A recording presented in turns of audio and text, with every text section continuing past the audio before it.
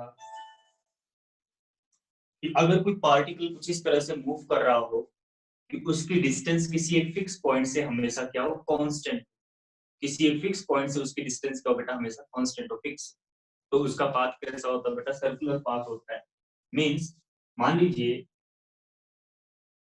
यहाँ पर एक फिक्स पॉइंट है, this is the fix point, मान लो ये ओ हो गया। अब कोई इस तरह से मूव कर रहा है कि इसकी डिस्टेंस ओ से हमेशा एट ईच इंस्टेंट कितना बना है, आर बना है। तो इसका मोशन क्या हो गया बेटा, सर्कुलर मोशन हो गया। अब मान लो ये कुछ एक स्पीड से यहाँ पर चल रहा है, दैट स्पीड इज v, ठीक है, v स्पीड से यहाँ पर चल रहा है। एक हमेशा रेफरेंस लाइन की जरूरत पड़ती है, जो पिछली क्लास में थे उनको पता है ये सारी बातें। हमेशा एक रेफरेंस लाइन की जरूरत पड़ती है जिसके रिस्पेक्ट में आपको उसकी डिस्टेंस या डिस्प्लेसमेंट को मेजर करना होता है, ठीक है। तो हमें एक रेफरेंस लाइन की जरूरत पड़ेगी, तो हम यहाँ पर एक रेफरेंस लाइन ड्रॉ कर ले रहे हैं। ये हमारी रेफरेंस लाइन होगी।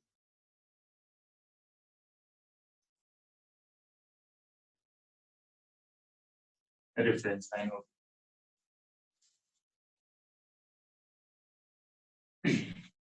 ठीक है। अब मान लो अपना पार्टिकल जो है वो पॉइंट ए से अपना मोशन स्टार्ट कर रहा है, ठीक है। एक बार हम क्यों रिव्यू दे रहे हैं आपको जल्दी से, जो पिछली क्लास में बताया, पॉइंट ए से अपना मोशन स्टार्ट कर रहा है। जहां से मोशन स्टार्ट हो रहा है वो पार्टिकल क्या, वो पॉइंट क्या कर रहा है बेटा, रेफरेंस लाइन से कुछ एक एंगल बना रहा है थीटा नाम। ये ए से चलता हुआ पहुंच गया मान लो बी पर, जब बी पर पहुंच गया अब ये कितना एंगल बना रहा है, अब ये मान लो बना रहा है थीटा एंगल, ठीक है ना। जब बी पर पहुंच गया तब रेफरेंस लाइन से कितना एंगल बना रहा है, थीटा एंगल बना रहा है, ठीक है ना।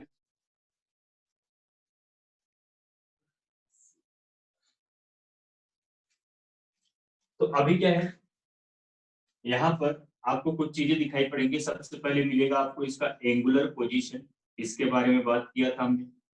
एंगुलर पोजीशन, मैं इसको लिखने वाला नहीं हूँ, बस समझाते जाता हूँ। एंगुलर पोजीशन का मतलब होता है बेटा कि at an instant what is the angle made by the particle with the reference line. किसी पर्टिकुलर इंस्टेंट पर जो हमारा पार्टिकल है वो रेफरेंस लाइन से कितना एंगल बना रहा है, that is called the angular position. For example, when particle is at point A, its angular position is theta naught. Okay.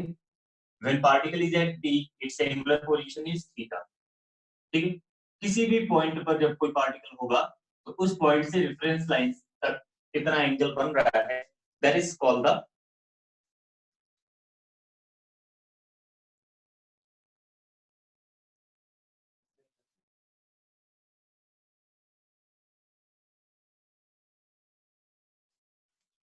ठीक है बेटा, angular position. I hope that आपको समझ में आ गया होगा एंगुलर पोजीशन। एंगुलर पोजीशन के बाद बेटा आता है एंगुलर डिस्प्लेसमेंट, क्योंकि जब पोजीशन बदलता है तब आपको क्या मिलता है, डिस्प्लेसमेंट मिलता है। तो एंगुलर डिस्प्लेसमेंट बेटा, एंगुलर डिस्प्लेसमेंट जिसको मैं थीटा से लिखने वाला हूँ, अभी मैं डेल्टा थीटा लिख रहा हूँ, बाकी आगे चल के थीटा लिखूंगा, ठीक है, डेल्टा थीटा। एंगुलर डिस्प्लेसमेंट का मतलब होता है बेटा कितना कोई जो पार्टिकल है वो कितना एंगल ट्रेस किया है। जैसे मान लो जब ये पार्टिकल ए से बी पर गया, स्टार्ट कहां से किया, ए से, इसका मोशन स्टार्ट हुआ ए से, और ये कहां जा रहा है बेटा, बी पर। ए से स्टार्ट करके बी पर जा रहा है, जैसे बी के बीच में कितना एंगल इसने ट्रेस किया, ऑब्वियसली बी का एंगुलर पोजीशन माइनस ए का angular position, theta minus theta naught, ठीक है। तो कितना एंगुलर डिस्प्लेसमेंट आया बेटा, थीटा माइनस थीटा नॉट आया, ओके। एंगुलर डिस्प्लेसमेंट के बाद अगला जो टर्म मैंने आपको बताया था that was angular velocity, okay. Angular velocity जिसको हम लिखते हैं ओमेगा से।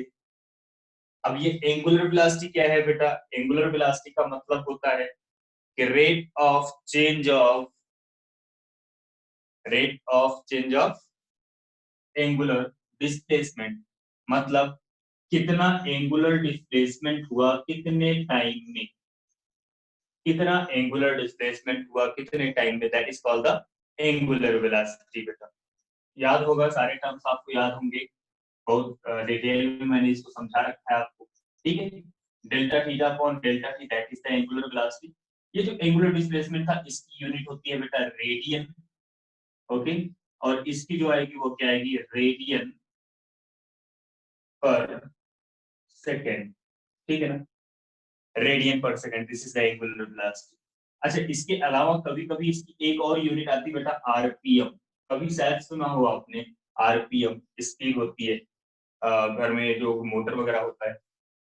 Please repeat. चिराग बेटा आप पिछली क्लास में थे शायद, राइट? मेरी जो लास्ट क्लास हुई थी उसमें आप थे?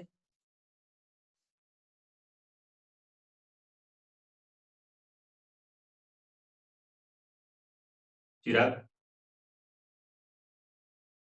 पिछली मतलब एक हफ्ते पहले जो क्लास हुई थी,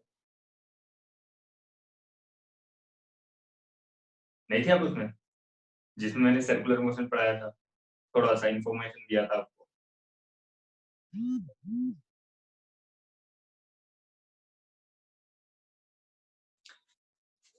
ठीक है, यहाँ पर हम केवल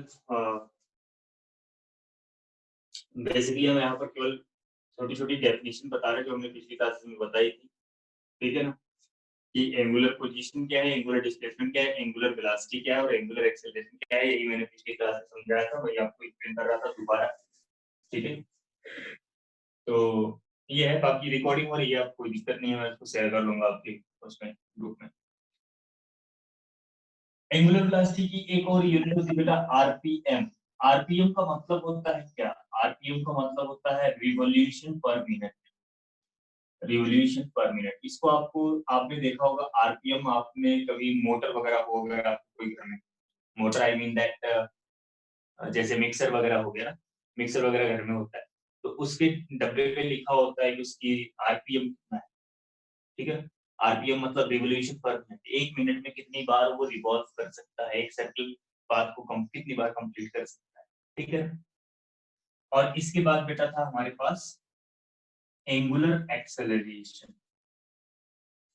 एंगुलर एक्सेलरेशन, अभी एंगुलर एक्सेलरेशन क्या है, इसको मैंने अल्फा से लिखा, ठीक है? तो एंगुलर एक्सेलरेशन होगा बेटा, किस रेट से वेलोसिटी बदल रही है, इतना तो आपने पढ़ ही लिया है, डेल्टा ओमेगा ओवर डेल्टा, ठीक है? तो ये चार बातें मैंने पिछली क्लास में अपनी क्लास को खत्म होने तक बताई थी आपको, कि जब कोई पार्टिकल सर्कुलर पाथ पर रिवॉल्व करता है, you are going to get angular position. For example, when particle is at point A, angular position theta naught. When it is at B, its angular position is theta. Angular displacement, if particle start moving, there will be some angular displacement. For example, if particle goes from A to B, then its angular displacement will be given as delta theta, which is theta minus theta naught. And angular velocity means at which rate the angular displacement of particle occurs या changing, ठीक है ना? तो that is delta theta over delta T, मतलब ए से B तक गया तो कितनी देर में चला गया, ठीक है? कितना एंगुलर डिस्प्लेसमेंट हुआ और कितना टाइम लग गया वहां तक जाने में, that is angular velocity. And angular acceleration that is alpha, किस रेट से एंगुलर वेलोसिटी चेंज हुआ है।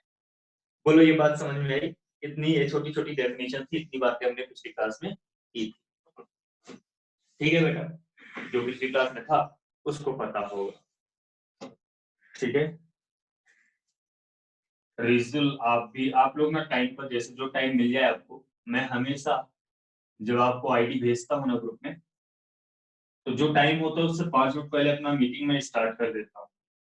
तो आपको एट दैट टाइम भी ज्वाइन करना स्टार्ट कर देना चाहिए, क्योंकि लास्ट में आकर के प्रॉब्लम होती है, कभी ज्वाइन हो रहा है कभी ज्वाइन नहीं हो रहा है, ऐसा होता है, वेटिंग रूम में रहते हो, है ना? तो आप ना जो है ये प्रोसेस 5 मिनट पहले स्टार्ट किया करो, ठीक? अभी कोई क्लास थी क्या मेरे से पहले? No sir. तो आपको 5 मिनट पहले आना चाहिए, खैर चलो ठीक है।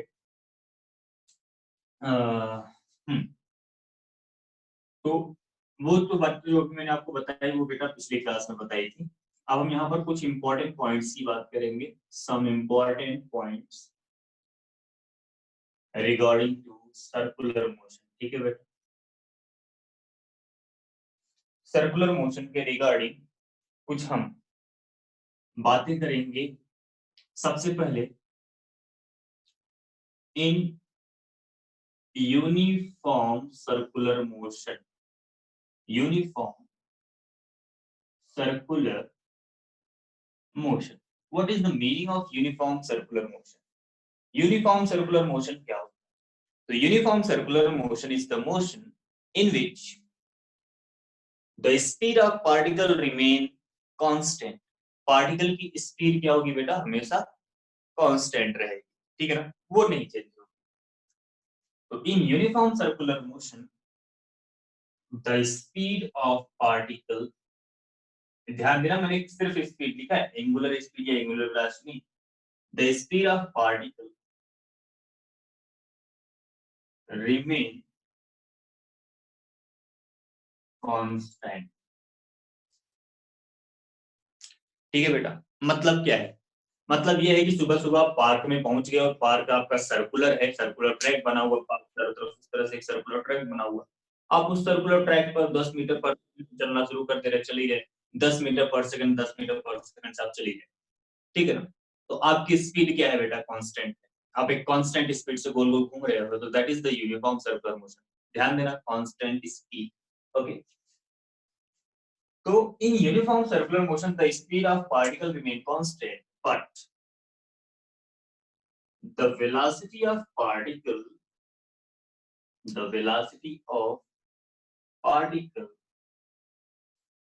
changes continuously। मैंने डायग्राम भी बता दिया, फिर से बनाना पड़ेगा मुझे।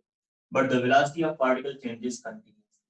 what does it means? It means that at each instant speed is constant 10 metre पर second, that is fixed, but her instant आपका डायरेक्शन बदल रहा है। कभी इस डायरेक्शन जा रहे थे, फिर इधर जा रहे, फिर इधर जा रहे, फिर इधर जा रहे, फिर इधर जा रहे, आपका डायरेक्शन कंटिन्यूअसली बदल रहा है। जब आप एक सर्कुलर ट्रैक पर मूव कर रहे हो, सर्कुलर ट्रैक पर चल रहे हो, तो your direction is changing continuously, right? So that's why during the uniform circular motion the speed will remain constant but the velocity will not. Velocity will very continuously, ठीक है ना, but the velocity of particle changes continuously, ठीक है, due to change in direction, due to change in direction। I hope that audio and video both are clear, किसी कोई दिक्कत नहीं हो रही होगी, ठीक है बेटा। तो पहला पॉइंट मैंने आपको ये बताया कि जब कभी यूनिफॉर्म मतलब सर्कुलर मोशन होगा, यूनिफॉर्म सर्कुलर मोशन होगा, तो पार्टिकल की स्पीड बदल रही होगी और स्पीड कांस्टेंट होगी, वेलोसिटी बदल रही होगी बेटा। और वेलोसिटी क्यों बदल रही है? क्योंकि हर इंस्टेंट पर क्या हो रहा है बेटा? डायरेक्शन बदल रहा है, ठीक है ना। अगर एक पार्टिकल सर्कुलर पाथ पर है तो हर इंस्टेंट पर डायरेक्शन बदल रहा है। बोलो, ये बात समझ में आई? ये बात समझ में आई बेटा? Yes sir. ठीक है, कहीं किसी को कोई छोटा मोटा सकते हो, एक हफ्ते तो क्लास है ही, तो आपको पता ही है क्या करना है, कोई डाउट होता है, कोई प्रॉब्लम होती है, ठीक है। चल अगले पॉइंट की बात करते बेटा। यूनिफॉर्म सर्कुलर मोशन में स्पीड क्या है बेटा? कांस्टेंट, लेकिन वेलोसिटी क्या हो रही है? बदल रही है। अच्छा, आप में से कई सारे लोग न्यूटन का लॉ पढ़ करके आए होंगे, है ना, इनका सेट में शायद है न्यूटन का लॉ, है ना। तो न्यूटन के लॉ में आपने क्या पढ़ा था बेटा? न्यूटन के लॉ में आपने पढ़ा है कि कोई पार्टिकल अगर रेस्ट में है तो रेस्ट में रहेगा, मोशन में है तो मोशन में रहेगा, है ना, और अपनी मर्जी से अपना डायरेक्शन भी नहीं बदलेगा, स्ट्रेट लाइन में चल रहा होगा, जिसको बोलते हैं law of inertia. Yes yes, law of inertia, ठीक है बेटा।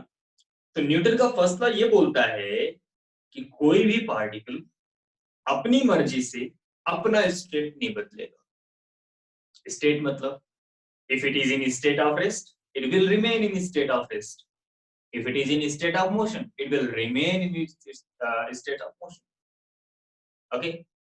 even the particle cannot change its direction by itself, अपना डायरेक्शन भी अपने आप नहीं बदल सकता है, ठीक है बेटा। तो न्यूटन के according if any body wants to change what its state, मतलब either it wants to start the motion or it wants to stop the motion or it wants to change the direction of motion, in all cases it requires some force, उसको कुछ एक force की जरूरत पड़ती है, right. Newton का law यही बोलता है ना, लॉ ऑफ इनर्जी यही बोलता है, किसी भी ऑब्जेक्ट के स्टेट में कोई चेंज नहीं आएगा until and unless you are going to apply some external force. ठीक है, तो without applying any force you cannot change the direction, you cannot change the state of motion, right? It means that external force required, right? So we require external force. So what I have been said here, मैंने बोला uniform circular motion, speed of particle constant, right? Particle की speed constant, but what? Velocity is continuously changing. देखो ये लिखा हुआ है, speed जो है कांस्टेंट है, ठीक है, and velocity of particle continuously change कर रहा है। एंड क्यों चेंज कर रहा है भाई? डायरेक्शन बदल रहा है। तो न्यूटन के अकॉर्डिंग आपको क्या समझ में आया? कुछ समझ में आया? मतलब ये हुआ कि कोई पार्टिकल अगर सर्कुलर पाथ पर है, यूनिफॉर्म सर्कुलर मोशन कर रहा है, इट रिक्वायर्स अ फोर्स, इसको एक फोर्स की जरूरत पड़ेगी बेटा। जब तक आप इसके ऊपर फोर्स नहीं लगाओगे ना, it can not change its direction by own, by itself. वो अपनी वजह से अपना डायरेक्शन नहीं बदल सकता। और सर्कुलर पाथ में तो हर इंस्टेंट पर क्या हो रहा है बेटा? डायरेक्शन बदल रहा है, हर इंस्टेंट पर डायरेक्शन बदल रहा है। इसका मतलब क्या है? इसका मतलब ये है कि इट रिक्वायर सम फोर्स, इसको एक फोर्स की जरूरत है। हरी बात समझ में क्लियर है? Yes, sir. गुड। हाँ रिजुल बेटा, external unbalance force, right?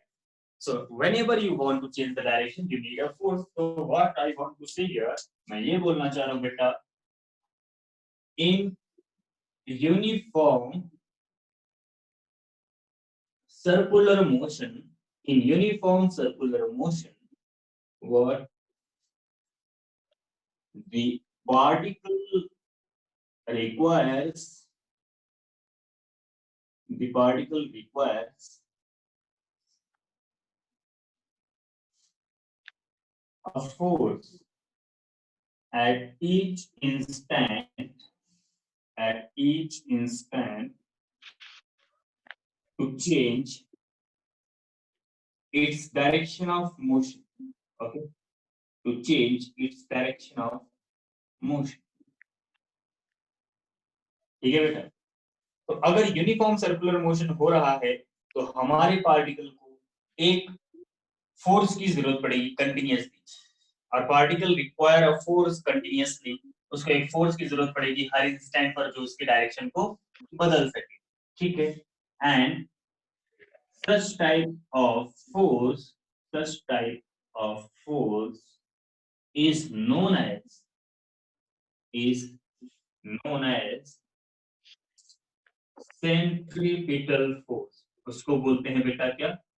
Centripetal force. तो जब कभी कोई पार्टिकल सर्कुलर मोशन परफॉर्म कर रहा होगा तो एक फोर्स वहां पर हमेशा प्रेजेंट होगा बेटा, एक फोर्स हमेशा वहां पर आएगा जिसको हम बोलते हैं क्या बेटा? Centripetal force. काम क्या होता है उसका? उसका काम होता है डायरेक्शन को बदलना, उसका काम होता है कि पार्टिकल को सर्कुलर पाथ पर कंटिन्यूअसली बनाए रखना, ठीक है ना? अब एक एग्जांपल लेते हैं। मान लो आपने एक स्टोन लिया, स्टोन को आपने एक स्ट्रिंग से टाई अप कर लिया और फिर लगे स्ट्रिंग को घुमाने, क्या होगा? आपका पार्टिकल सर्कुलर पाथ पर मूव करेगा ना? क्यों कर रहा है सोचा तो? क्योंकि आपने पकड़ रखा है, आपने हर इंस्टेंट पर उस पार्टिकल पर एक फोर्स लगाया और वो फोर्स हर इंस्टेंट पर उसको आपके फिंगर्स की तरफ खींच रहा था, अट्रैक्ट कर रहा था, पुल कर रहा था, ठीक है ना? इस वजह से वो पार्टिकल सर्कुलर पाथ पर बना था। आप उस रस्सी को छोड़ दो तो टेंजेंशियली बाहर को भग जाएगा, तब वो गोल गोल नहीं घूमेगा। जब तक कोई पार्टिकल सर्कुलर पाथ पर, हाँ बेटा कुछ बोला आपने?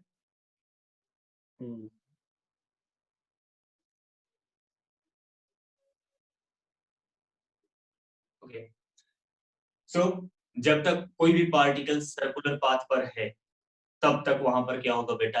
एक फोर्स रहेगा जो उसको कंटिन्यूअसली सर्कुलर पाथ पर बनाए रखेगा, and that force is called the centripetal force. ठीक है बेटा? उसको हम क्या बोलते हैं बेटा? सेंट्रीपिटल फोर्स बोलते हैं। अगर इसको हम सेंट्रीपिटल फोर्स बोलते हैं, इस फोर्स को हम ऑब्टेन कैसे करेंगे? What will be value of that force? So बेटा मान लो कि अगर हमारे पास ये पार्टिकल कुछ इस तरह से सर्कुलर पाथ पर मूव कर रहा है जिसका रेडियस r है एंड ये it is moving with some linear velocity v।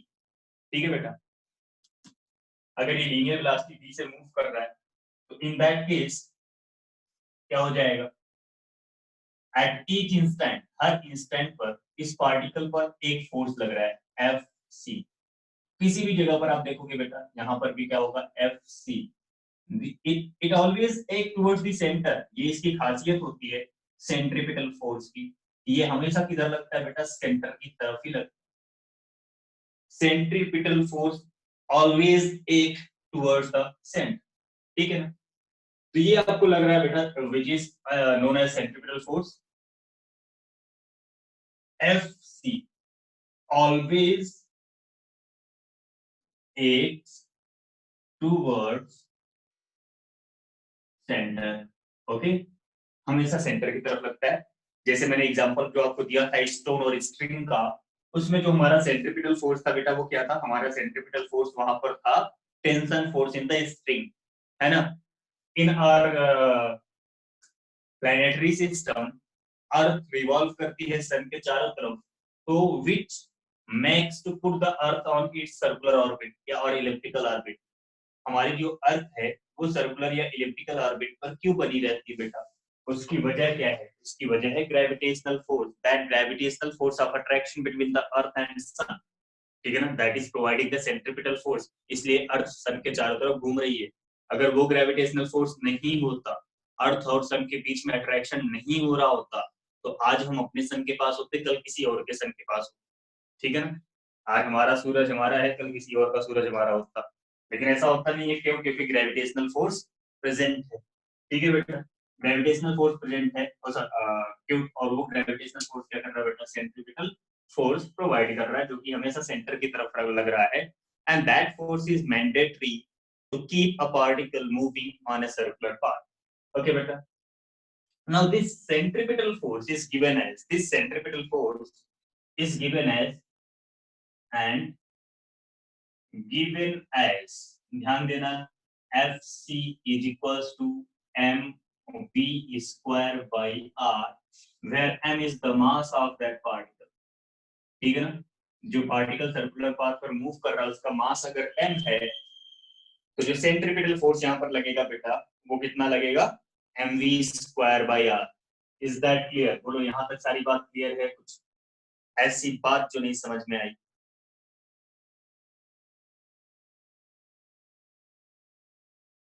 Do you want to ask anything? अरे सो मत जाना यार, 7 बजे तो सब उठ जाते हैं। No, sir. आ गया समझ में? Angel, Arunima, Yes, sir.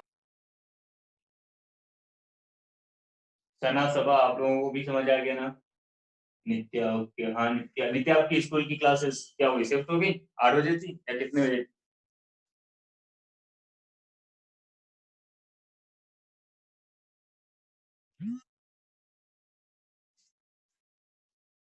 Okay, 8 AM, अच्छा अभी भी स्कूल वाला 8 AM।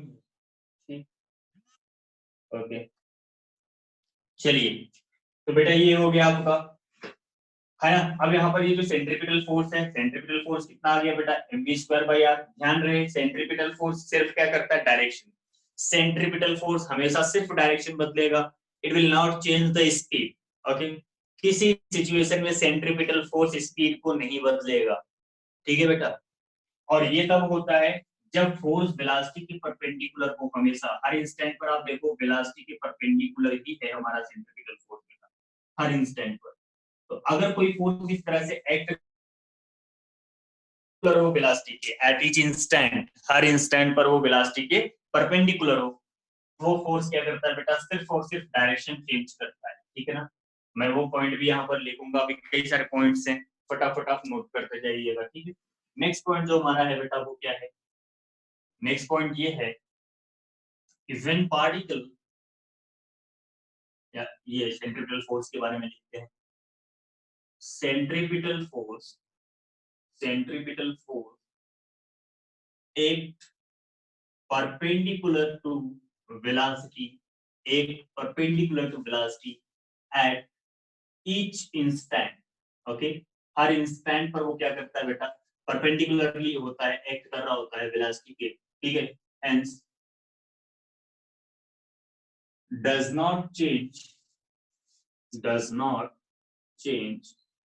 The speed of particle. Okay, speed जो है पार्टिकल का वो नहीं बदलता है, ये बात ध्यान रखना बेटा, ठीक है। सेंट्रीपिटल फोर्स जो है वो सिर्फ और सिर्फ क्या करता है बेटा, डायरेक्शन को बदलने के लिए रिस्पॉन्सिबल है, स्पीड को बदलने के लिए रिस्पॉन्सिबल नहीं है, ठीक है। नहीं तो आपके दिमाग में बात है यार, फोर्स लग गया, एक्सेलरेशन आ गया तो वेलोसिटी बदल जानी चाहिए, नहीं बदलेगी भाई।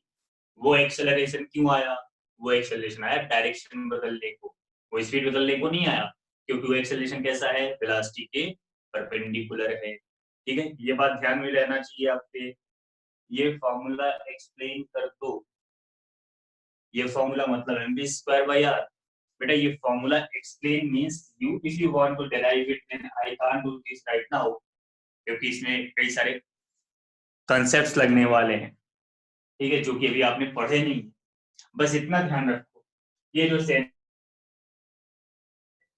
it depends on the speed and radius. Greater is the speed, greater will be the radius. Smaller is the speed, smaller will be the centripetal force.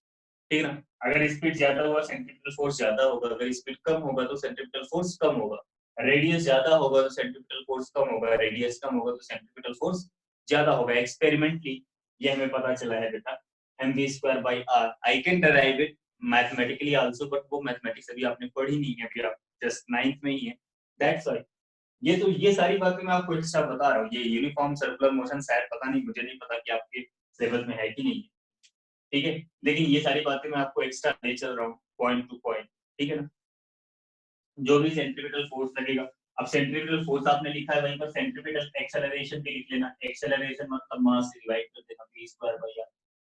तो ये जो एक्सेलरेशन आ रहा है बेटा v स्क्वायर बाई आर, या फिर ये जो फोर्स आ रहा है mv square by R, this force and acceleration is not going to change, this is not going to change the speed of the particle, it will not responsible। मतलब अगर आप circular track पर running, मान लो आप jogging कर रहे हो circular track पर ना, जॉगिंग कर रहे हो और आपके ऊपर एक सेंट्रीपिटल फोर्स लग रहा है ऑब्वियसली, जो कि लगेगा ही क्योंकि आप सर्कुलर ट्रैक पर जॉगिंग कर रहे हो। तो वो फोर्स क्या करता है बेटा, वो फोर्स कभी भी आपकी स्पीड को नहीं बदलता, उसकी वजह से आपकी स्पीड बढ़ेगी नहीं या फिर आपकी स्पीड कम नहीं होगी, ठीक है ना। उसकी वजह से सिर्फ आपका डायरेक्शन बदल रहा है।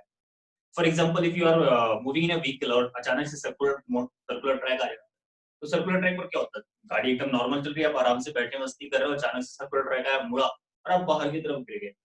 क्यों हुआ ऐसा, किसी ने आपको पुश किया नहीं, तो क्या हुआ, हुआ ये कि एक सेंट्रीपिटल फोर्स आ गया, और वो सेंट्रीपिटल फोर्स जो होता है बेटा, लगता तो सेंटर की तरफ है, महसूस होता है सेंटर से बाहर, ठीक है ना। अभी मैं वही बताने वाला, लगता तो सेंटर की तरफ है लेकिन महसूस किधर होता है, सेंटर से बाहर। फॉर एग्जाम्पल जैसे अभी मैंने आपको क्या बताया कि जो टेंशन था वो सेंट्रीपिटल फोर्स प्रोवाइड कर रहा था, तो इसका मतलब जो टेंशन है बेटा, वो टेंशन किसके बराबर है, mv स्क्वायर बाई आर के बराबर। जो ग्रेविटेशनल फोर्स था उसने पकड़ के रखा है अर्थ को, तो वो ग्रेविटेशनल फोर्स किसके बराबर है बेटा, mv स्क्वायर बाई आर के। मतलब at each instant this FC can be tension, can be gravitational force, ये टेंशन हो सकता है, ग्रेविटेशनल फोर्स हो सकता है बेटा, ठीक है ना। But in all instant it will be equal to mv square by R. जो भी फोर्स वहां पर लग रहा है वही क्या है बेटा, सेंट्रीपिटल फोर्स के बराबर है।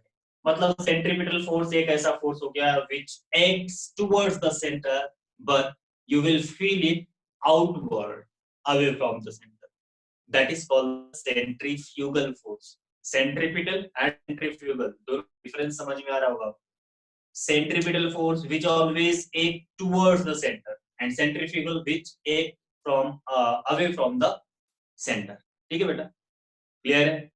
सेंट्रीफ्यूगल फोर्स कोई एक फोर्स प्रोवाइड कर रहा होता है, जैसे टेंशन हो गया, ग्रेविटेशन हो गया, इलेक्ट्रोस्टैटिक अट्रैक्शन हो गया, ये सब क्या करते बेटा, ये सब सेंट्रीपिटल फोर्स प्रोवाइड करते हैं।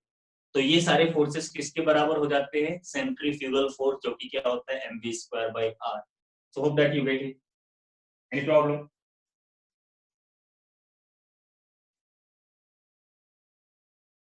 कुछ पूछना है?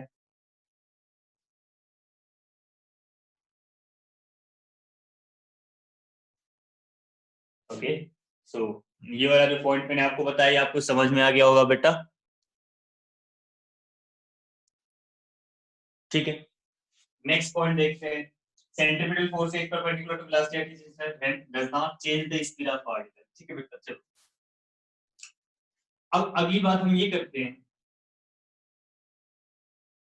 द रिलेशन बिटवीन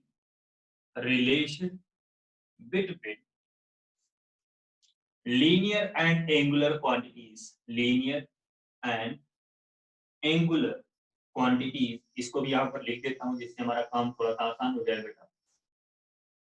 पहला एंगुलर डिस्प्लेसमेंट अगर हम निकालें, ठीक है, थीटा, तो थीटा होता है बेटा angle is equals to arc upon radius, ऐसा कोई एक फॉर्मूला आपने पढ़ा है क्या? Theta is equals to arc upon radius, पढ़ा है क्या?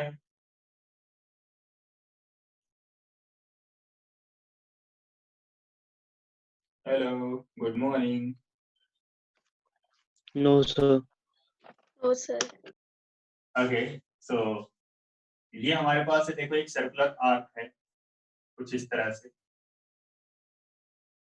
है ना भाई। सर्कुलर आर्क क्या होता है ये तो आप जानते हो ना, इसी एक सर्किल का एक छोटा सा पार्ट आपने ले लिया, तो ये सर्कुलर आर्क जो है वो सेंटर पर कुछ एक एंगल बनाता बेटा थीटा, और ये मान लो इसकी रेडियस है, मतलब इसी सर्किल का एक छोटा सा पार्ट है, कैंची लेके कट करके निकाल दिया, ठीक है ना, ये सर्कुलर आर्क। अब बेटा क्या है, ये सर्कुलर आर्क सेंटर पर जो एंगल बना रहा है वो एंगल आता है आर्क अपॉन रेडियस, आर्क का मतलब ये पूरी की पूरी लेंथ, ये पूरी लेंथ, ठीक है ना बेटा, ये सर्कुलर वाली लेंथ, मतलब you will write here arc A B, आपको ऐसे रिप्रेजेंट करते हैं अपॉन रेडियस, ये होता है बेटा एंगल और लीनियर डिस्टेंस के बीच का relation, angle is equals to arc upon radius, you will study it in trigonometry, okay. अच्छा, इसके बाद दूसरा दूसरा क्या होता है बेटा, अगर इसी को टाइम से डिवाइड कर दिया जाए ना तो थीटा अपॉन टी क्या हो जाएगा बेटा, angular velocity, theta upon T हो गया एंगुलर वेलोसिटी। अब ए बी जो ये आर्क की लेंथ है, मतलब ये वाली लेंथ है, इसको टाइम से डिवाइड करोगे तो आपको मिलेगा linear speed v by R. तो देखो एक फॉर्मूला ये मिला, omega is equals to v by R. अच्छा ध्यान ये रहे कि यहाँ पर v मतलब क्या, v परपेंडिकुलर, v का मतलब है v परपेंडिकुलर, वो वेलोसिटी लेनी बेटा जो कि हर इंस्टेंट पर रेडियस के परपेंडिकुलर, ठीक है ना, वही वाली वेलोसिटी लेनी, कोई और नहीं लेना, ठीक है बेटा। तो omega equals to v perpendicular upon radius. और तीसरा तीसरा ये था बेटा अल्फा, तो alpha equals to a upon R. अब बेटा यहाँ पर ये a जो मैंने लिखा, ये एक्सेलरेशन कौन सा एक्सेलरेशन है? सर आपने ही पढ़ाया था, हाँ मैंने पढ़ाया था, वो तो मुझे पता है, theta is equals to R upon radius, लेकिन कुछ एक नए लोग हैं ना, मैं भी शायद उन्होंने ना पढ़ा, बाकी जो मेरी क्लास में पहले से आ रहे हैं उनको पता है angle is equals to R upon radius होता है। तो alpha is equals to a by R, देखो बेटा alpha is equals to a by R का मतलब क्या है, ये यहाँ पर क्या है, क्या ये सेंट्रीपिटल एक्सेलरेशन है? क्या यहाँ पर जो a लिखा है ये सेंट्रीपिटल एक्सेलरेशन है बेटा? नहीं, ये सेंट्रीपिटल एक्सेलरेशन नहीं, ये है वो एक्सेलरेशन जो इस v परपेंडिकुलर को बदल रहा है, दैट इज टेंजेंशियल एक्सेलरेशन, ठीक है बेटा। अल्फा का रिलेशन हमेशा टेंजेंशियल एक्सेलरेशन से होता है, ठीक है। नहीं तो आप कहोगे यार यूनिफॉर्म सर्कुलर मोशन में तो अल्फा होता ही नहीं, अल्फा जीरो होता है, बिल्कुल होता है, मतलब नॉन यूनिफॉर्म सर्कुलर मोशन जो होता है बेटा, यूनिफॉर्म सर्कुलर मोशन उसमें अल्फा नहीं होता है। अल्फा का मतलब होता है कि किस रेट से एंगुलर वेलोसिटी बदल रही, जो कि नहीं बदल रही, यूनिफॉर्म है तो नहीं बदल रही है, ठीक है ना। तो ये तीन रिलेशन है बेटा, इसको याद रखना, कहाँ से आया, कैसे आया, क्या है इसके पीछे की कहानी, डिटेल, वो सब आप 11th में पढ़ेंगे, ठीक है ना। अभी जितना आपको बताया जा रहा है उतना आप पढ़ लो, उतना आपको जानना थोड़ा सा जरूरी रहेगा, जिससे कि आप 11th में जब आओगे ना, तो 11th में सडनली जब आपके सामने फिजिक्स आएगी तो आप एकदम बैठ के ऐसे देख नहीं रहे होगे, आपको पता होंगी चीजें, ठीक है ना, आपको पता होगा कि हाँ इसका मतलब क्या है, समझ में आएगा कि आपका जो टीचर है आपके सामने जो बातें कर रहा है वो आपकी की दुनिया की बातें हैं, एलियन वाली लैंग्वेज नहीं बोल रहा है।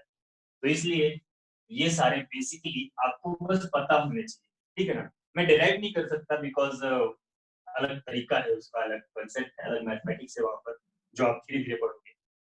ठीक है, तो what is the relation between the linear and angular quantities? It is angle is equals to arc upon radius, मतलब linear displacement, angular displacement is equals to linear displacement upon radius। इसका मतलब ये होता है बेटा, एंगल मतलब हो गया एंगुलर डिस्प्लेसमेंट, आर्क मतलब हो गया linear displacement, angular displacement is equal to linear displacement upon radius. Omega क्या हो गया बेटा, एंगुलर वेलोसिटी क्या हो गया, it is the perpendicular velocity upon the radius.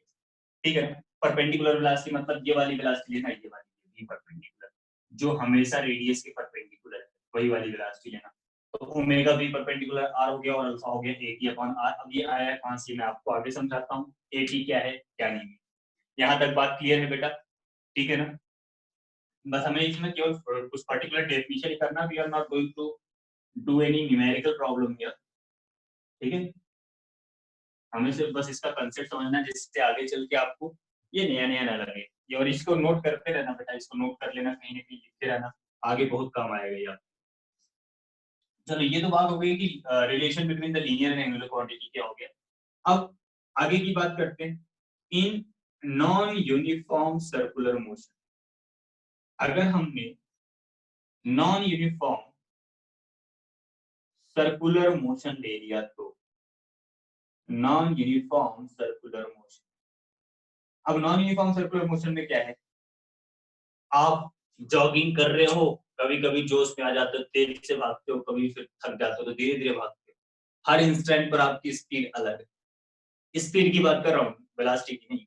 हाँ, हर इंस्टेंट पर आपकी स्पीड अलग है, कभी आप 5 मीटर पर सेकंड से चल रहे थे, कभी आप 7 मीटर पर सेकंड से भागने लग गए, कभी आप 2 मीटर पर सेकंड से चलने लग गए।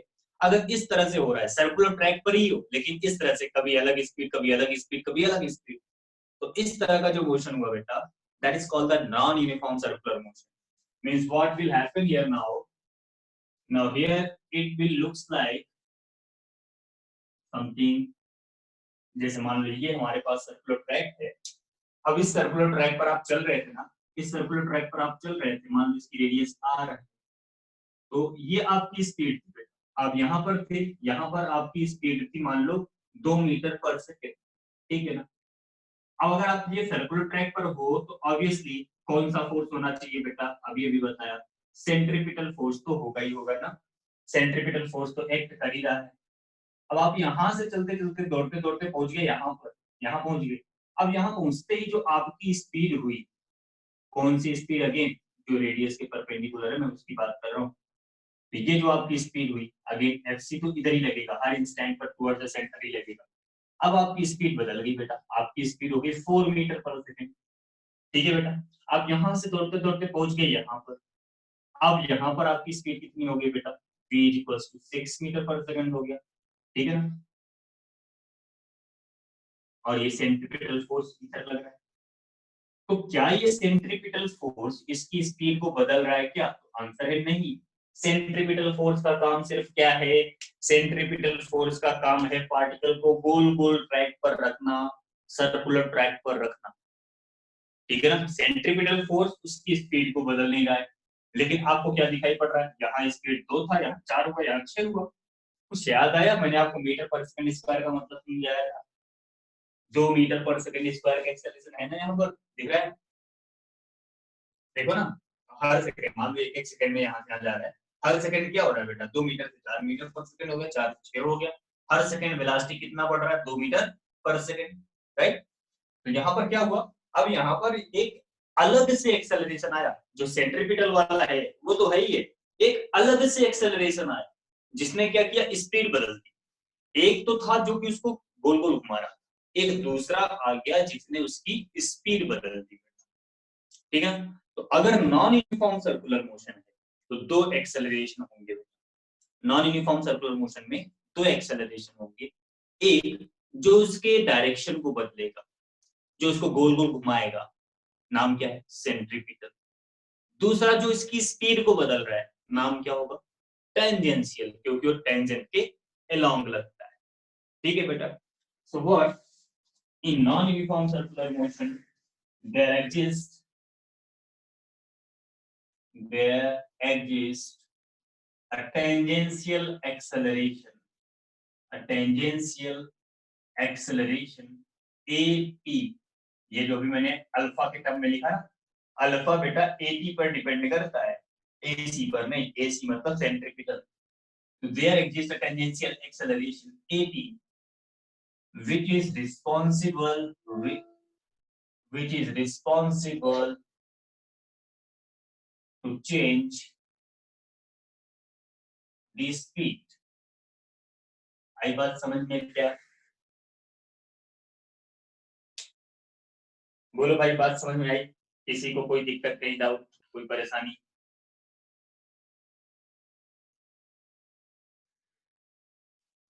समझ आ गया? आज समर्थ गुप्ता है क्या? समर्थ हो तुम भी? सर सेंट्रिपिटल एक्सेलरेशन का क्या बताया था आपने? सेंट्रिपिटल एक्सेलरेशन का मतलब होता है बेटा एक ऐसा एक्सेलरेशन जो पार्टिकल को सर्कुलर ट्रैक पर रखेगा। वो स्पीड नहीं बदलता, वो सिर्फ डायरेक्शन बदलता है। ठीक है? Yes sir.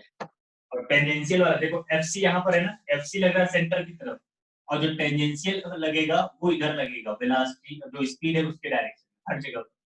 टेंजेंशियल हमेशा स्पीड के डायरेक्शन में लगता है, ये देखो इधर लगेगा।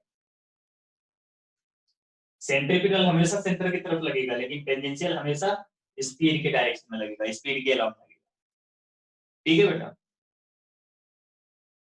आगे बात समझ में समर्थ है? चलो, समझ आ रही है बात?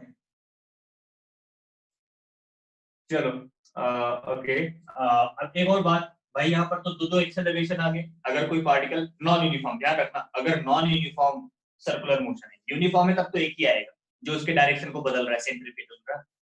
अगर नॉन यूनिफॉर्म हो गया बेटा, फिर क्या करोगे? नॉन यूनिफॉर्म के केस में आएगा दो एक्सेलरेशन, एक सेंटर की तरफ, एक उसके परपेंडिकुलर। दोनों एक्सेलरेशन कैसे बेटा? परपेंडिकुलर है। तो जो नेट यहाँ पर एक नेट एक्सेलरेशन आता है, मतलब इन दोनों का रिजल्टेंट इधर आता है बेटा, वो होता है एक्चुअल में इसका टोटल एक्सेलरेशन ए। तो जो टोटल एक्सेलरेशन है ए, ये आपको मिलेगा under root A T square plus A C square, tangential का स्क्वायर प्लस सेंट्रिपिटल के स्क्वायर का अंडर रूट। ये एक फॉर्मूला होता है, इसको आप नोट कर लीजिए। ठीक है ना? तो जब कोई particle non uniform circular motion में होता है तो उसका एक नेट एक्सेलरेशन होता है, जो ना कि सेंटर की तरफ होता है, ना तो परपेंडिकुलर, बल्कि कुछ एंगल पर। और वो क्या होता है बेटा? Under root A T square plus A C. Sir नीचे का बोर्ड नहीं दिख रहा है। दिख गया? सर थोड़ा और नीचे, बस सर।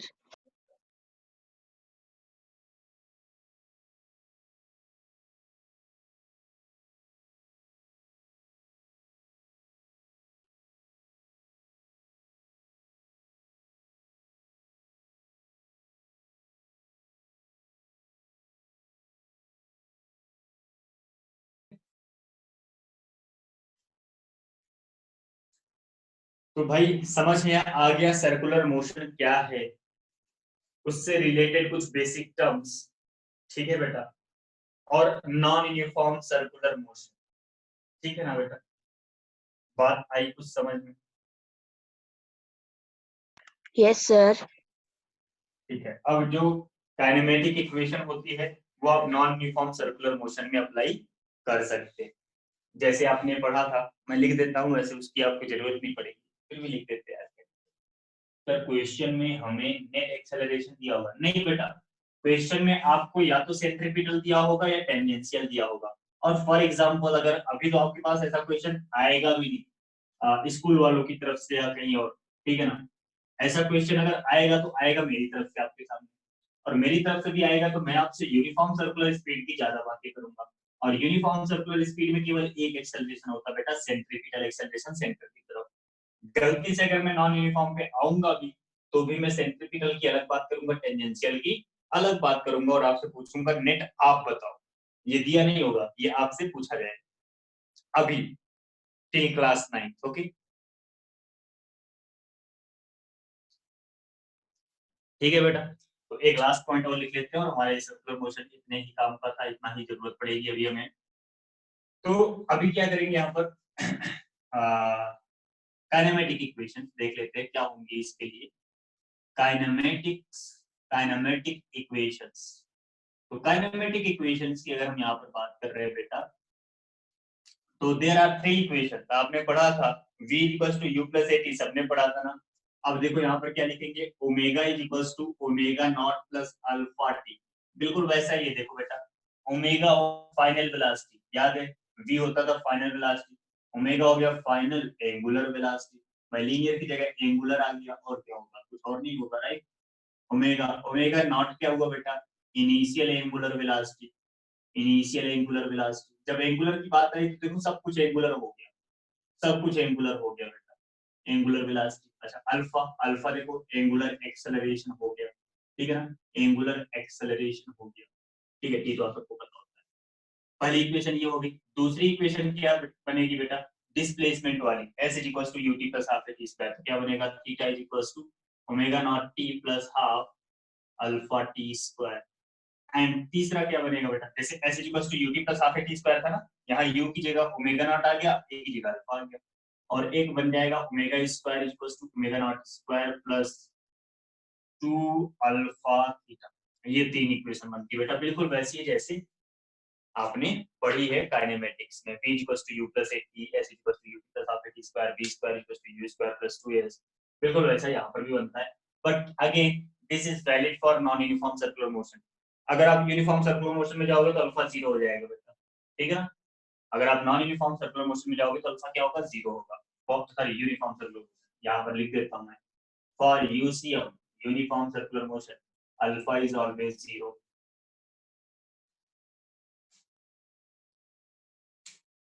ठीक है बेटा, so it was all what I want to tell you about the circular motion. I hope that आपको समझ में आ गया है।